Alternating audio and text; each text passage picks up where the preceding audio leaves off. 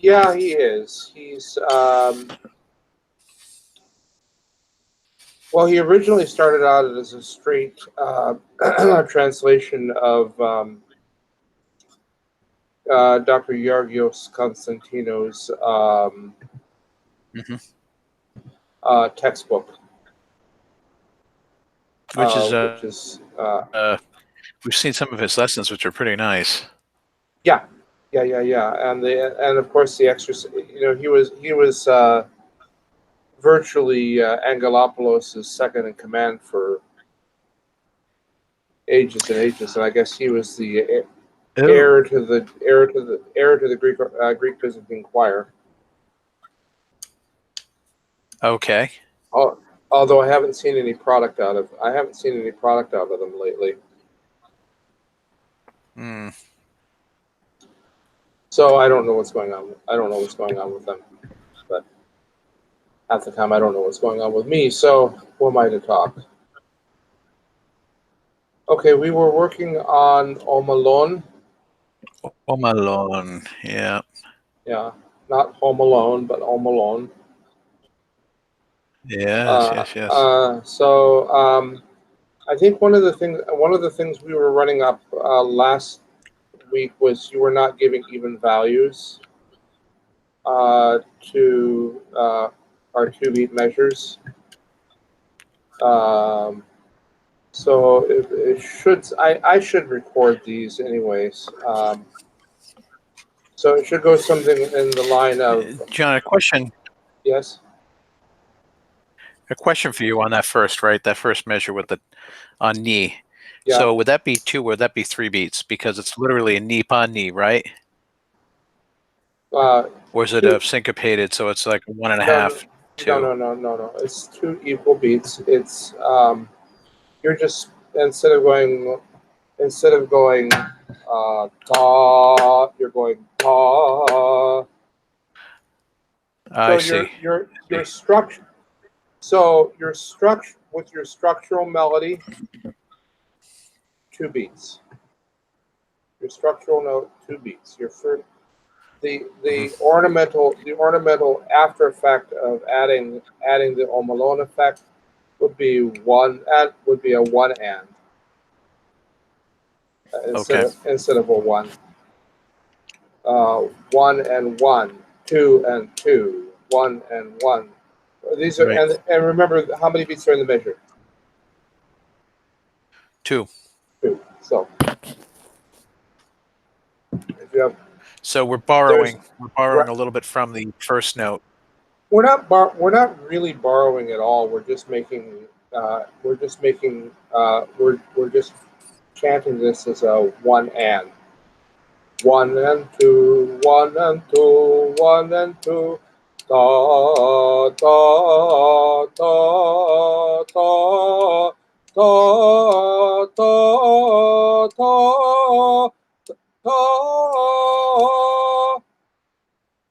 So they should be it should be a very regimented 2 beat.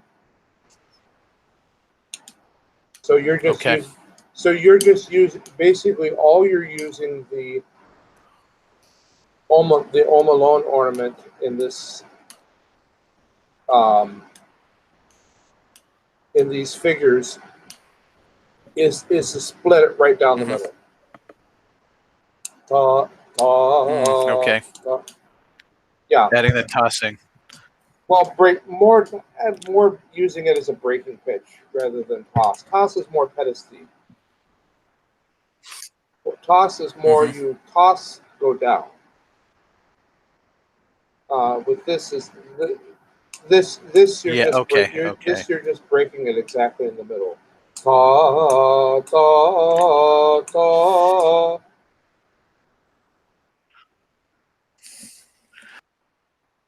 So why don't you give one a flurry? Sure. Ta ta ta ta ta ta ta ta ta ta ta ta ta ta ta ta. Except I would make a distinct break right here again. Okay.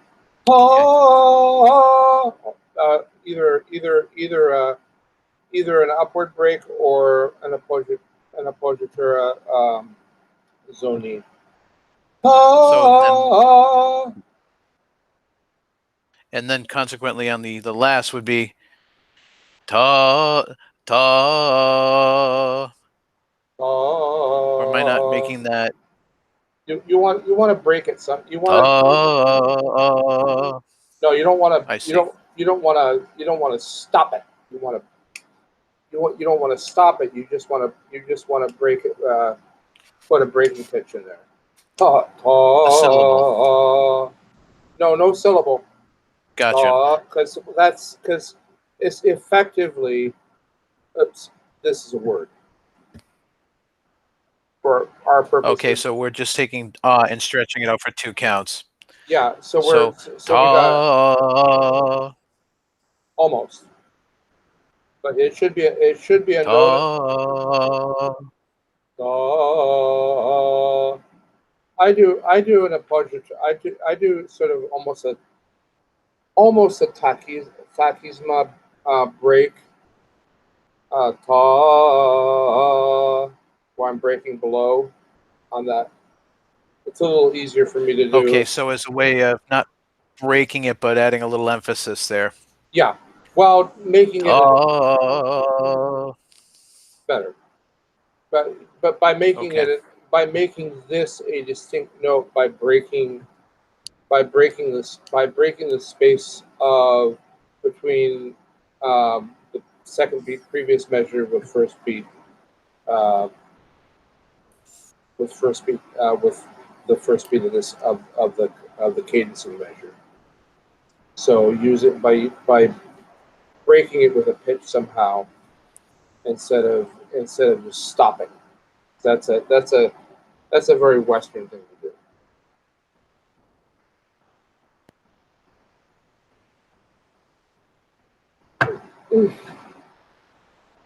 Does that make sense? Hello? I think so, John. Okay. Yep. Sorry about that. I bumped into the mute button. Ta. Yeah. Yeah. Like I said, it should be distinct. It should be a distinct note, Okay. not a distinct syllable, a distinct note. So, and we do that, but mainly by, like I said, putting in some sort of breaking pitch between the note of the previous measure and the beat of the first measure. So Okay. the cumulative effect of the whole of this whole exercise should be smooth transitions, should be smooth movements and transitions, along as with in addition to the ornament. So again, this is one of those things where you have to kind of I like to make sure that I use, I think we mentioned this last week. I use the martiri oftentimes as a phrasing point to take a breath, Mm-hmm. and they usually are. Yes, right. And they usually are good phrasing points. Or if it's a long phrase, I'll sometimes take a stealth breath, but not enough to be as noticeable as I could be, but enough to kind of recover into the phrase. Right, right. A little more forgiving with an Isocrat too, though, because they can kind of cover you while you sneak a breath. Well, that is if your Isocrat is not treating it as his own little choral part.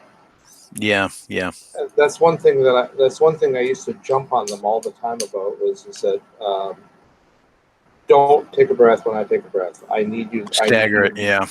I need you there so I can continue into the next phrase. Right.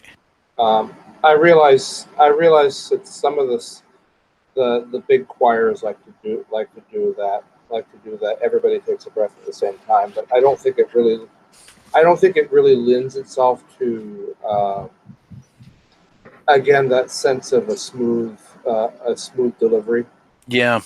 Well, some of the recordings that I've seen with it totally escapes me right now, but I can certainly hear where they have the Eson as a real drone. No no syllables, just and you can Yeah, yeah, yeah, very yeah. very obvious that they just keep that throughout.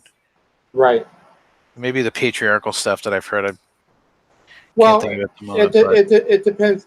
Stunning says if you listen to his stuff, his stuff in the Patriarch, the delivery is very good. When he does his stuff with the IBM choir, there's all that moving Eson, um, huge staggered or yeah, huge phrased uh, uh, these sort of um, lurching these lurching phrasing with the Eson and the melody together.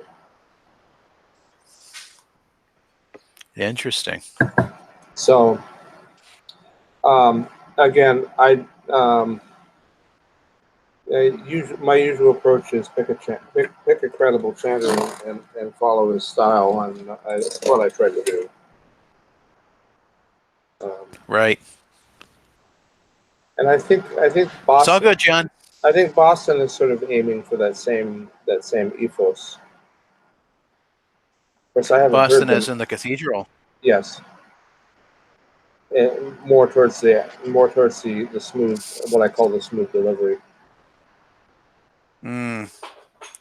Yeah, they're doing a nice job there, and they've got a really good program in place for continual training.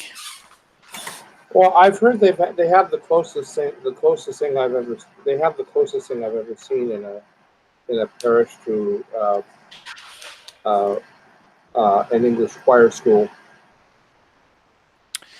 Yeah, Um, they're fortunate. They're fortunate that they have a large number. They've got a large number of people that have gone through and that are continuing to be interested in it. yeah. It's a little bit more challenging for for our smaller folks, but it just makes the challenge a little more interesting, I guess. I'll have to see if I can get some updated recordings from Peter. Were you He's sent some stuff along in the past, but were you um, you weren't at the monastery celebration, were you, this year? no, I wasn't able to get there. Let's see. We've Okay. just been so busy these last few weeks. I've been pretty burned out, so I needed just some downtime this weekend. Oh, I understand. Um, I was just curious who was there. I think a couple people from Etna showed up, but I couldn't tell you the names. Hmm. Well,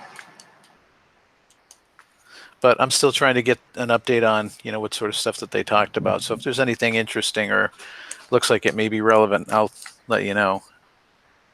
was this with did they have a uh, clam bake? Did they what? Did they have a clergy clam bake this year? I don't think so. Well, or It was more like a fasting, Boca burger.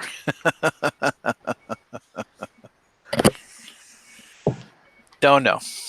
okay, let's try one again, and then we'll move on to two. You're breaking up. Oh, okay, try that again. Ta ta ta ta ta ta ta